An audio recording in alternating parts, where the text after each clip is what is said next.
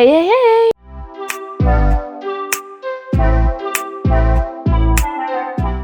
J'espère que vous allez bien, moi ça va super méga giga bien. On se retrouve aujourd'hui en cette fin du mois de juin. Déjà, ça passe vraiment super vite. On est déjà à la fin du mois de juin. À l'heure où je vous tourne cette vidéo, nous sommes le 25. C'est très bizarre, mais soit. On se retrouve donc aujourd'hui pour la vidéo de la pile à lire du mois de juillet.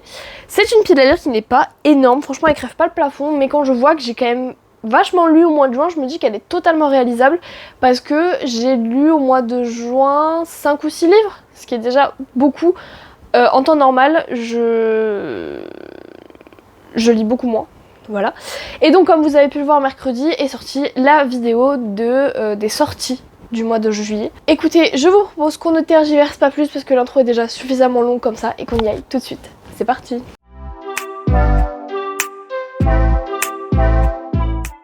Alors on va commencer avec un livre que vous avez pu voir passer dans pas mal de vlogs et un point lecture depuis le début du mois de juin.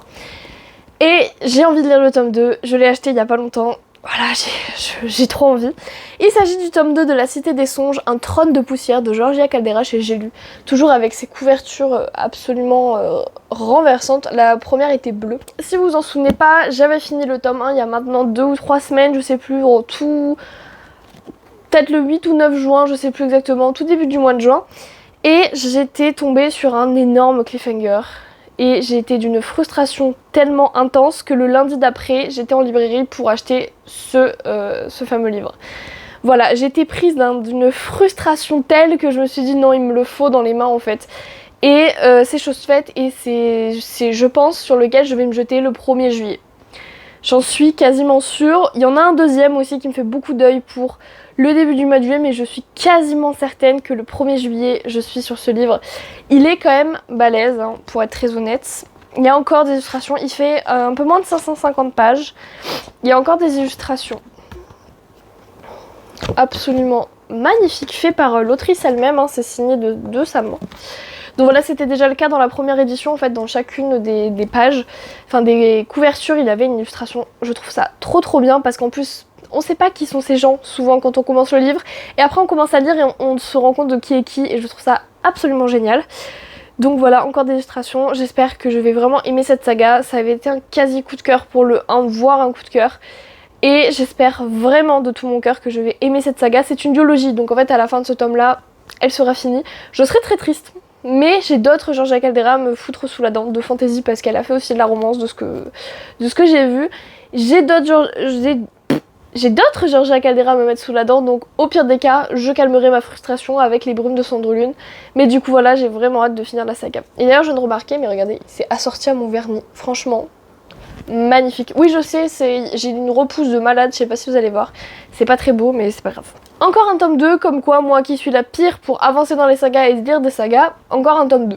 Franchement, je suis fière. Bon, le tome 2 en question, voilà. C'est le tome 2 des Royaumes de Feu de Tweet et Sutherland, La Princesse disparue chez Gallimard Jeunesse. Alors pareil, le tome 1 vous l'avez vu passer en point lecture et en vlog, c'est la saga de mon enfance, Les Royaumes de Feu, et le 1er juin j'ai commencé le mois avec cette incroyable lecture, enfin cette relecture du coup, du tome 1 des Royaumes de Feu, et j'ai juste surkiffé et je veux continuer, donc on va continuer avec le tome 2. Cette fois-ci on va être avec Tsunami, donc qui était une des protagonistes, mais qu'on n'avait pas son point de vue à elle. Cette fois on sera dans le point de vue de Tsunami au Royaume des Ailes de Mer. Bon, la couverture est quand même assez obvious, voilà. Comme je vous l'ai dit, voilà, c'était la saga de mon enfance. J'ai les 4 premiers tomes parce que du coup petite j'avais eu les 4 premiers tomes et du coup je me les refais. Alors les 2 premiers tomes, pour être tout à fait honnête, je les ai eus en étant adolescente, en voulant refaire la saga. Mais du coup les 2 derniers tomes que j'ai, le 3 et 4, ils sont dans un état calamiteux parce qu'à l'époque je prenais pas soin de mes livres, c'était... Oh, ils sont dans un état, mais bref. Peut-être un jour je me les rachèterai, je revendrai les autres ou je les mettrai en boîte à livres, je sais pas, parce que vraiment l'état est cata. Mais du coup lui il est tout neuf parce que je l'ai pas lu enfant, donc tant mieux. Et par contre, il fait 400 pages. C'est court. J'aime tellement cette saga, c'est beaucoup trop court. Bref, je pense que le 1er juillet, je vais me battre entre les deux. Je sais pas lequel il passera en premier. Je pense que c'est celui-là parce qu'il est plus rapide. Il fait 300 et quelques pages et c'est écrit juste énormissime, c'est de la jeunesse. Donc je pense que c'est lui qui passera en premier. Vous pouvez être sûr que le 1er et le 2 juillet, ces 2 livres sont lus. Voilà. Ensuite, un livre qu'on voit absolument partout en ce moment pour être très honnête. Et que moi je viens d'acquérir, vous l'avez vu dans mon dernier book haul, celui qui est sorti la semaine dernière. Il s'agit du tome 1 de Fourth Wing de Rebecca Yarros chez Hugo Roman dans la collection Romantasy, S'envoler ou mourir. Voilà, il est très très très joli. J'aime bien le fait qu'on ait des espèces de petites citations dans les rabats. Et là nous avons Madame Yarros, voilà. Alors il est big, hein, vraiment il est big et il est écrit juste tout petit. C'est écrit tout petit. Mais tout le monde en parle tellement bien. Tout le monde lit Iron Flame, donc le tome 2. Et je me dis, moi je suis en train de passer à côté de quelque chose. J'avais envie de sauter dessus dès que je l'ai acheté, mais je me suis raisonnée en me disant, finis d'abord ta pile à lire. La pile à lire du mois de juin, je l'ai pas terminée, mais il me reste 5 jours. J'ai bon espoir, franchement, parce que mon rythme de lecture... Aujourd'hui j'ai rien lu parce que j'avais beaucoup de choses à faire. Mais mon rythme de lecture est quand même pas mal en ce moment, donc j'espère vraiment finir ma pile à lire du mois de juin. Et donc je me suis dit, finis le mois de juin, tu feras ça au mois de juillet, donc au mois de juillet... C'est parti pour Fourth Wing, comme ça après j'achète le tome 2. Et avec un peu de chance, je lirai pas le tome 2 avant 2025, qui est la sortie du tome 3, si je dis pas de conneries. Donc voilà, je l'ai mis dans la pile à lire du mois de juillet. Il est quand même balèze, mais j'ai bon espoir parce qu'apparemment ça se lit très vite. Donc voilà, j'ai vraiment hâte. Ensuite, pareil, vous l'avez vu dans mon tout dernier book haul. Et celui-là, c'est beaucoup sur les conseils d'une amie qui n'a pas arrêté de me répéter cette année, lis ce livre, il est trop bien. Je l'ai écouté. Du coup, j'ai envie de lire The Prison Healer, la guérisseuse de Zalindov, de Lynette Noni chez Hachette. Bon, déjà, le livre est super joli. Je vous l'avais montré en book haul, pardon. J'avais adoré la couverture. Et je vous avais aussi dit que je détestais les poches de chez Hachette, qui sont le livre de poche. Et que du coup, je les achetais que en grand format, mais Hachette, parce que vraiment, je ne pouvais pas les poches. Je trouve ça trop moche. Du coup, je l'ai pris en grand format. C'est de la fantaisie, voilà. Moi, on me dit que ça se passe dans une prison, qu'il y a une histoire de sorcière, de guérisseuse, machin. Moi, je suis conquise. Donc voilà, je vais le lire pendant le mois de juillet. Il a l'air d'être tout petit. Vraiment, il est pas énorme. Il fait... Ah si, quand même, il fait 430 pages. Sauf que là, c'est écrit juste énormissime. Donc je pense que je vais pas mettre longtemps à le lire. En ce moment, j'ai beaucoup envie de fantasy. Mais vu que je recommence à lire de la romance, peut-être qu'en fait, je vais perdre mon élan de fantasy. Je me suis prévu des romances, vous allez le voir, mais du coup, c'est vrai qu'en ce moment, je table un peu entre les deux. J'ai lu énormément de fantasy pendant le mois de juin. Bah, j'ai lu aucune romance. Et je pense qu'en juillet, là, je me remets à la romance pour pas trop me dégoûter de la fantasy. J'essaye d'équilibrer. Mais voilà, encore de la fantasy, encore et toujours. En ce moment, j'ai vraiment une appétence pour la fantasy, si bien que les derniers livres que j'ai achetés sont globalement que de la fantasy. Après, Fourth Wing, de ce que j'ai compris, c'est une romantasy. La Cité des Songes, ça commence à partir en romantasy, donc en fait je jongle un petit peu entre les deux finalement. La prochaine lecture, c'est pareil, vous l'avez vu très récemment en book haul, l'avant-dernier, pas le dernier, mais l'avant-dernier. Défier la nuit de Brigitte Kéméraire chez Rajo, un prince désespéré, une rebelle intrépide, une attirance dangereuse. Donc, de ce que j'ai compris, c'est aussi une romantasy. Regardez-moi le titre et le jaspage. Oh mon dieu, quelle beauté. Ah, je l'ai payé un rein, hein. J'ai fait un don d'organes, mais et encore, il est pas si cher que ça. Il est vraiment beau. Bon, il est huge, hein. Il est vraiment énorme. Il fait 600 pages. Non, ça va. Le dernier livre que j'ai lu faisait 600 pages et c'était digeste. Mais de ce que je comprends, c'est une romantasy aussi. C'est pas écrit super petit parce que du coup, c'est de la jeunesse, hein. Enfin, Rajo, c'est souvent édité assez gros, donc ça va. Voilà, c'est toujours pareil, c'est ma soif de romantasy, ma soif de fantasy, ma soif de romance. Donc je me le suis mis dans la pile à lire parce qu'il me faisait de l'œil depuis ma bibliothèque depuis tellement longtemps parce qu'en fait on voyait que le jaspage et je dois avouer que le jaspage est d'une beauté absolument beautiful. Voilà. Donc c'est vrai que ça fait un moment que je pense à le lire et je me suis dit pourquoi pas le mois de juillet. C'est de la romantasy, comme ça m'équilibre un petit peu après ma soif quasiment insatiable de fantasy que j'ai eu récemment. Donc voilà, Défier la nuit, qui sera dans la pile à lire. Alors de ce que j'ai compris, c'est un tome 1. J'ai pas compris, enfin, je dois avouer que j'ai pas très bien compris s'il y avait d'autres tomes ou pas prévus, je sais pas trop. Donc je vais le considérer comme un tome 1 et on verra par la suite. Toujours le même discours, vous l'avez vu récemment en book haul. The Hurricane Wars de Théa Ganzon chez Calix. Oh là là, il est beau! Mais qu'est-ce qu'il est beau, il est magnifique, avec le jaspage aussi. Et le hardback est magnifique. Alors, je ne connais pas la couverture du paperback, mais franchement, j'aime bien comme ça, parce qu'il y a beaucoup de fois où les éditions collector, je les préfère pas forcément aux éditions normales. Type la saga, je crois qu'elle est juste là, voilà. Vous avez les deux là, j'ai acheté le 3e tome il y a pas longtemps. Un pacte avec, une danse avec. Je déteste les éditions collector. Je préfère acheter le roman en édition papier parce que je trouve plus joli. Soit. Mais là, avec cette espèce de lilas et ces espèces de dorures et de noir, blanc, enfin magnifique. Là aussi, on va être sur de la fantaisie. Et bien évidemment, de la romantasy. Je fais pas exprès, je vous jure. J'ai pas forcément les résumés en tête, mais en fait, de ce que je comprends, c'est clairement de la romantasy, donc voilà. Mais j'adore ça, faut pas m'en vouloir, j'aime tellement la fantasy et la romance que moi, on a inventé un genre et pour moi, c'est celui-là, quoi.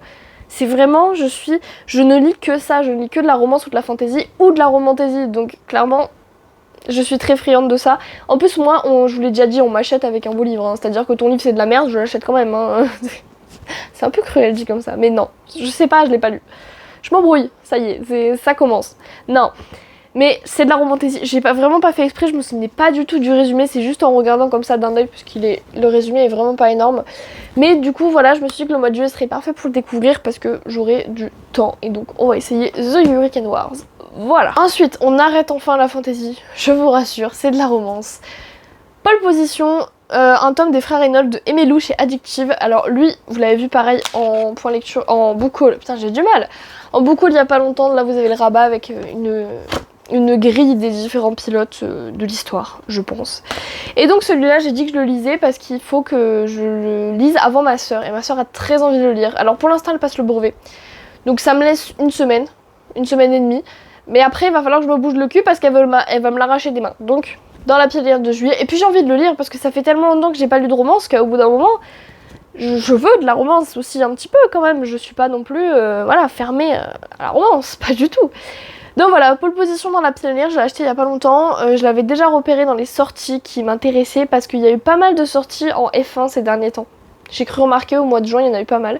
Donc voilà, je l'ai acheté quelques jours après sa sortie et je suis vraiment trop contente. Il est super joli, en plus j'aime beaucoup les couleurs. Donc voilà, on va le lire au mois de juillet. Ensuite, je me suis prévu 3 romances en poche. Donc voilà.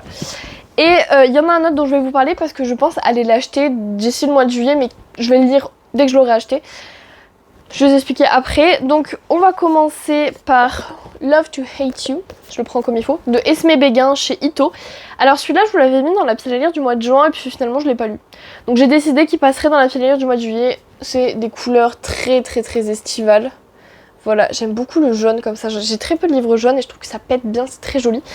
En plus ça se passe en Toscane. Moi, que demander de plus pour l'été, c'est absolument parfait. Et vu que j'ai pas eu le temps de le lire au mois de juin et pas eu l'envie, tout ça, c'est pas grave, je le lis au mois de juillet, sans souci.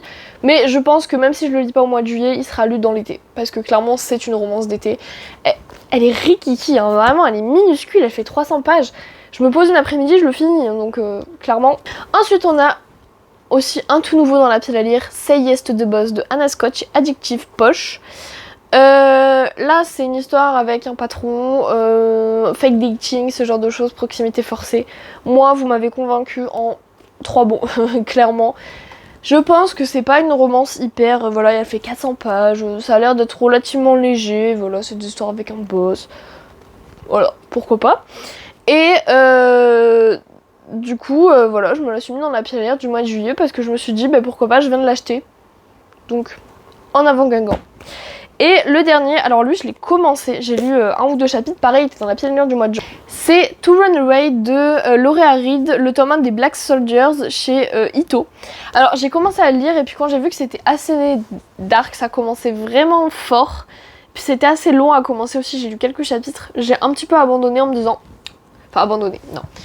J'ai pas abandonné parce que je me suis dit je me le réserve pour plus tard. Donc c'est pas un abandon du tout, donc du coup le plus tard c'est maintenant. Enfin c'est au mois de juillet.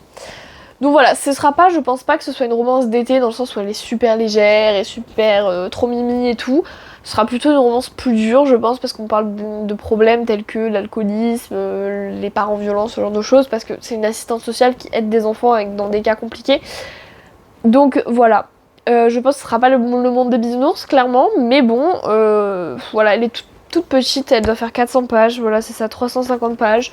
Voilà, je la lis au mois de juillet, puis voilà. Après, on n'est pas obligé d'avoir que des lectures toutes douces en été aussi. Et le dernier, il s'agit du tome 3 de la saga Shade of Magic de V.E. Schwab chez Lumen.